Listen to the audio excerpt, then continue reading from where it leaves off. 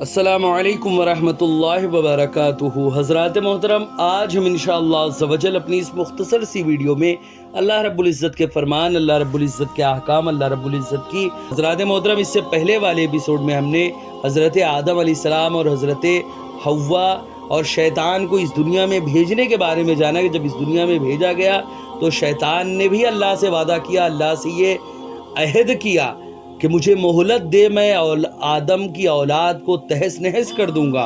तो अल्लाह ने उसे मोहलत दी, वो इस दुनिया में आया और अपने काम में लग गया।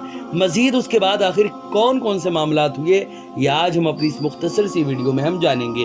वीडियो पसंद आए तो वीडियो को लाइक करें, शेयर करें, और अगर हमारे मोहम्मदी चैनल पर नए आए हो तो इसे ज़रूर सब्सक्राइब करके बेल आइकन को भी ज़रूर दबाएं ताकि इस तरह की तमाम इंफॉर्मेटिव वीडियोज़ आप तक ज़रूर पहुँचे।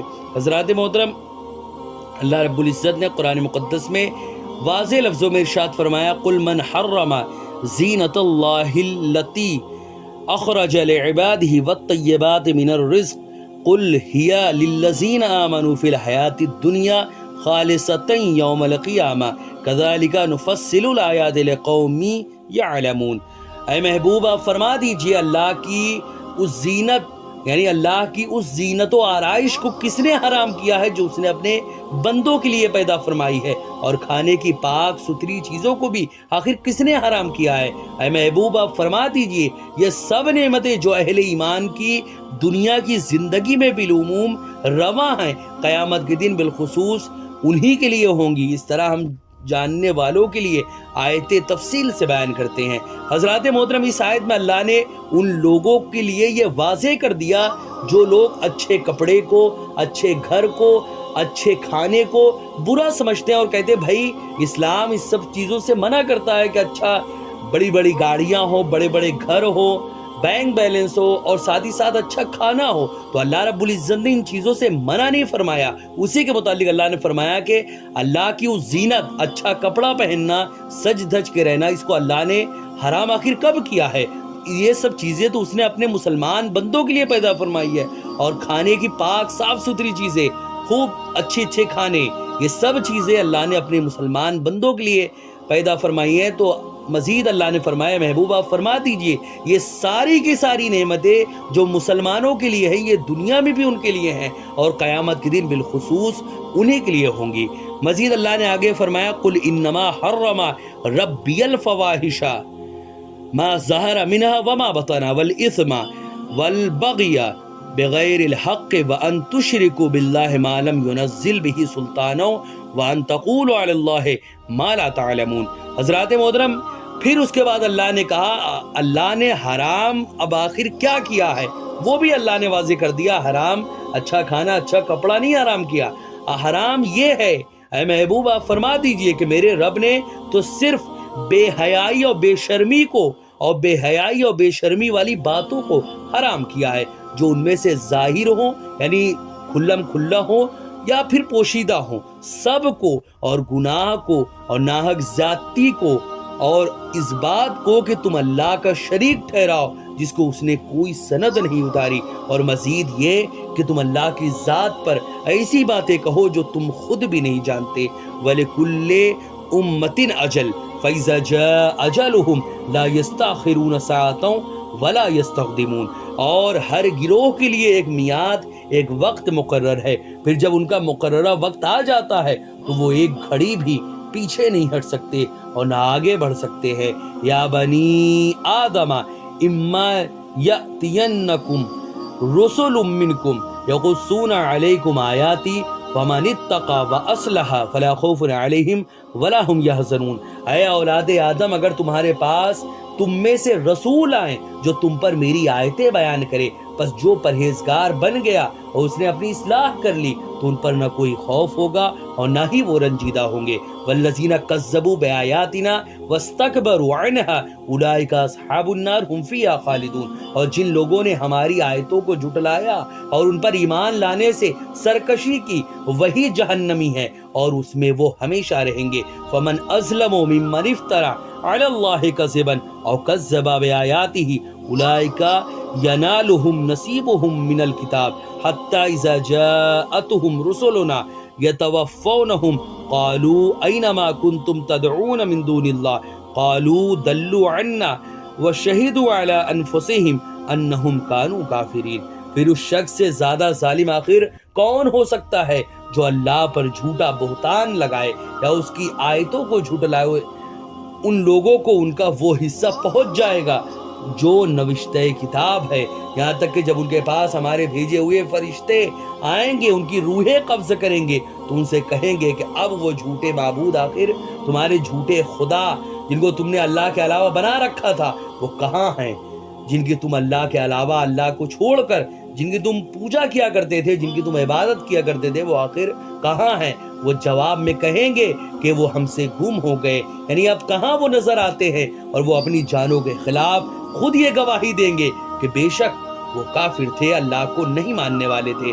قال ادخلوا فی امم قد خلت من قبلکم من الجن والانس فی النار کلما دخلت امۃ لعنت اختها حتى اذا اداركوا فيها جميعا قالت اخراهم لاولاهم ربنا هؤلاء اضلونا فآتهم عذابا ضعفا من النار قال لكل ضعف ولكن لا تعلمون۔ حضرات محترم، اس میں اللہ نے فرمایا ہے محبوب، مزید اللہ فرمائے گا تم جنوں اور انسانوں کی ان جہنمی جماعتوں میں شامل ہو کر جو تم سے پہلے گزر چکی ہیں دوزخ میں داخل ہو جاؤ۔ جب بھی کوئی جماعت دوزخ میں داخل ہوگی وہ اپنے جیسی دوسری جماعت پر لعنت بھیجے گی، یہاں تک کہ جب اس میں سارے گروہ جمع ہو جائیں گے تو ان کے پچھلے اپنے اگلوں کے حق میں کہیں گے اے ہمارے رب، انہی لوگوں نے ہمیں گمراہ کیا تھا، سو ان کو دوزخ کا دوگنا عذاب دے۔ ارشاد ہوگا ہر ایک کے لیے دو گنا عذاب ہے مگر تم جانتے نہیں ہو۔ حضرات محترم، مزید اللہ نے آگے فرمایا وقالت اولاہم لاخراہم فما کان لکم علینا من فضل فذوقوا العذاب بما کنتم تکسبون، اور ان کے اگلے اپنے پچھلوں سے کہیں گے سو تمہیں ہم پر کچھ فضیلت نہ ہوئی، پس اب تم بھی عذاب کا مزہ چکھو اس کے سبب جو کچھ تم کماتے تھے، یعنی جو کچھ تم کیا کرتے تھے دنیا میں، اب اس کا مزہ چکھو۔ حضرات محترم، یہ اللہ رب العزت کا فرمان تھا جو ابھی آپ نے سماعت کیا۔ اب ہم انشاءاللہ عز و جل اس کے ایکسپلینیشن اور اس کی تشریح کے بارے میں جانیں گے کہ آخر اللہ رب العزت نے ان آیتوں میں ہم سے کیا فرمایا ہے۔ حضرات محترم، مذکورہ آیات میں اللہ رب العزت نے واضح لفظوں میں ارشاد فرمایا کہ اے نبی آپ کہہ دیجئے کہ اللہ کی زینت کو آخر کس نے حرام کیا ہے؟ جو اس نے اپنے بندوں کے لیے پیدا کی ہے، اس کی دی ہوئی پاک چیزوں کو آپ کہیے یہ چیزیں دنیا کی زندگی میں ایمان والوں کے لیے ہیں اور قیامت کے دن تو خاص انہی کے لیے ہیں، ہم جاننے والے لوگوں کے لیے اسی طرح تفصیل سے آیتوں کو بیان کرتے ہیں۔ حضرات محترم، اس آیت میں زینت سے مراد لباس ہے۔ امام محمد بن اسماعیل بخاری اس آیت کی تفسیر میں یہ حدیث ذکر کی کہ حضور رسول اکرم صلی اللہ علیہ وسلم نے فرمایا کھاؤ اور پیو اور لباس پہنو اور صدقہ کرو بغیر فضول خرچی اور تکبر کے، اور حضرت ابن عباس رضی اللہ تعالیٰ عنہما نے فرمایا تم جو چاہو کھاؤ اور جو چاہو پہنو جب تک فضول خرچ یا تکبر نہ ہو۔ حضرات محترم، امام ابو جعفر محمد بن جریر طبری روایت کرتے ہوئے لکھتے ہیں کہ زمانے جاہلیت میں لوگ کعبے کا ننگے ہو کر طواف کرتے تھے اور پاک اور حلال چیزوں کو اپنے اوپر حرام کر لیتے تھے، تب یہ آیت نازل ہوئی کہ آپ یہ کپڑا پہنایا، میں تجھ سے اس کپڑے کے خیر کا سوال کرتا ہوں اور جس کے لیے یہ بنایا گیا ہے اس کی خیر کا سوال کرتا ہوں، اور میں اس کپڑے کے شر سے اور جس کے لیے یہ بنایا گیا اس کے شر سے تیری پناہ میں آتا ہوں۔ حضرات محترم، اسی طرح حضرت ام خالد رضی اللہ تعالی عنہ بیان کرتی ہیں کہ رسول اکرم صلی اللہ علیہ وسلم کے پاس کچھ کپڑے آئے، ان میں سے ایک چھوٹی اونی چادر تھی۔ آپ نے پوچھا تمہاری رائے میں اس کا کون زیادہ مستحق ہے؟ لوگ خاموش رہے۔ آپ نے فرمایا میرے پاس ام خالد کو لاؤ۔ ان کو بلایا گیا تو آپ نے وہ چادر ان کو پہنا دی۔ آپ نے 2 بار فرمایا تم اس کو پرانا کرو اور دوسروں کے لیے چھوڑ دو۔ حضرات محترم اسی طرح لباس کے انواع و اقسام کے متعلق بھی بہت ساری حدیثیں ہیں، لباس کے رنگوں کے متعلق بھی بہت ساری حدیثیں ہیں۔ حضرت ابن عباس رضی اللہ تعالی عنہما بیان کرتے ہیں کہ رسول اکرم صلی اللہ علیہ وسلم نے فرمایا تم سفید کپڑے پہنو، وہ تمہارا بہترین لباس ہے، اور اسی میں اپنے مردوں کو کفن دو، اور بہترین سرما اسمد ہے، یہ نظر تیز کرتا ہے اور بال اگاتا ہے۔ اسی طرح حضرت برا رضی اللہ تعالیٰ عنہ بیان کرتے ہیں نبی کریم صلی اللہ علیہ وسلم متوسط قامت کے تھے، یعنی نہ بہت زیادہ لمبے تھے نہ بہت چھوٹے تھے، آپ درمیانی قد کے تھے، یعنی متوسط قامت کے تھے۔ میں نے آپ کو سرخ حلہ، ایک قسم کی دو چادریں ہیں، ایک جو ہے بطور تہبند باندھی جائے اور ایک بالائی بدن پر لپیٹ لی جائے، اس میں دیکھا، میں نے آپ سے زیادہ حسین کوئی چیز نہیں دیکھی۔ اسی طرح حضرت برا رضی اللہ تعالیٰ عنہ بیان کرتے ہیں میں نے سرخ حلہ میں رسول اکرم صلی اللہ علیہ وسلم سے زیادہ حسین کوئی بھی ایسی چیز جس کے بال کانوں کی لو سے تک متجاوز ہو نہیں دیکھا۔ اسی طرح حضرت عبداللہ بن بریدہ اپنے والد رضی اللہ تعالیٰ عنہ سے روایت کرتے میں نے دیکھا کہ رسول اکرم صلی اللہ علیہ وسلم خطبہ دے رہے تھے، حضرت حسن اور حضرت حسین رضی اللہ تعالیٰ عنہما دو سرخ قمیصیں پہنے ہوئے آئے، وہ چلتے ہوئے لڑکھڑا رہے تھے۔ نبی صلی اللہ علیہ وسلم ممبر سے اترے اور ان کو اپنی گود میں بٹھا لیا۔ اسی طرح زید بن اسلم بیان کرتے ہیں حضرت عبداللہ بن عمر رضی اللہ تعالیٰ عنہما اپنی داڑھی کو زرد رنگ سے رنگتے تھے، حتیٰ کہ ان کے کپڑے بھی زرد رنگ سے بھر جاتے تھے۔ ان سے پوچھا گیا کہ آپ زرد رنگ سے کیوں رنگتے ہیں؟ انہوں نے کہا میں نے رسول اللہ صلی اللہ علیہ وسلم کو اس رنگ سے رنگتے ہوئے دیکھا، آپ کو اس سے زیادہ کوئی رنگ پسند نہیں تھا، اور آپ اپنے تمام کپڑوں کو رنگتے تھے، حتیٰ کہ امامہ کو بھی۔ حضرات محترم اسی طرح اجلے اور صاف اور عمدہ لباس پہننے کے متعلق بھی اور بھی چند حدیثیں ہیں۔ حضرت عبداللہ بن مسعود رضی اللہ تعالیٰ عنہ بیان کرتے ہیں نبی کریم صلی اللہ علیہ وسلم نے فرمایا جس شخص کے دل میں ایک ذرے کے برابر بھی تکبر ہو وہ جنت میں داخل نہیں ہوگا۔ ایک شخص نے کہا ایک آدمی یہ چاہتا ہے کہ اس کے کپڑے اچھے ہوں، اس کی جوتی اچھی ہو۔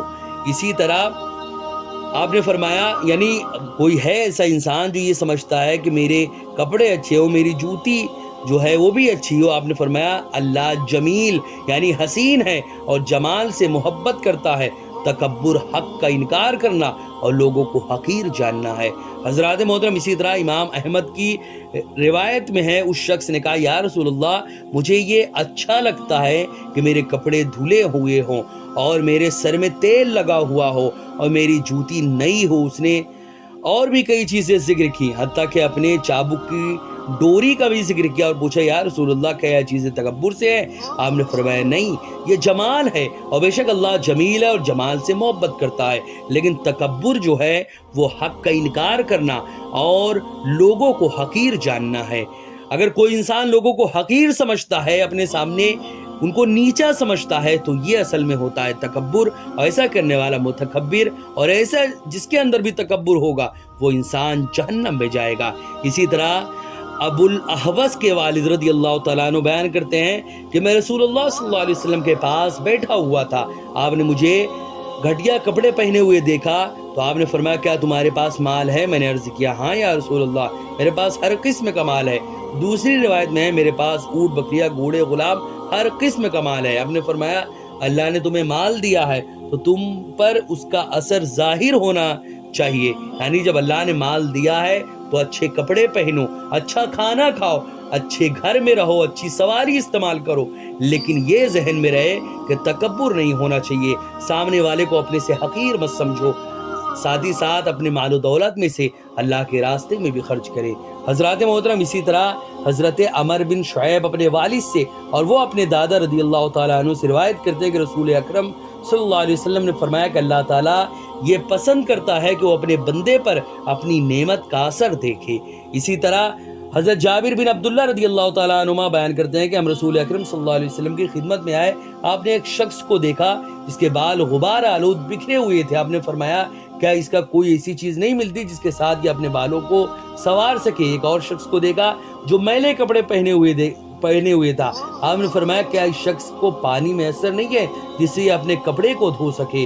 حضرات محترم، ان تمام روایتوں سے ہمیں یہ سبق ملا کہ اللہ نے جو نعمتیں دی ہیں ان کو ہمیں استعمال کرنا چاہیے اور اللہ کا شکر ادا کرنا چاہیے. ویڈیو پسند آئے تو ویڈیو کو لائک کریں، شیئر کریں، اور اگر ہمارے محمدی چینل پر نئے آئے ہو تو اسے ضرور سبسکرائب کر کے بیل آئیکن کو بھی ضرور دبائیں تاکہ اس طرح کی تمام انفارمیٹیو ویڈیوز آپ تک ضرور پہنچے. السلام علیکم ورحمۃ اللہ وبرکاتہ.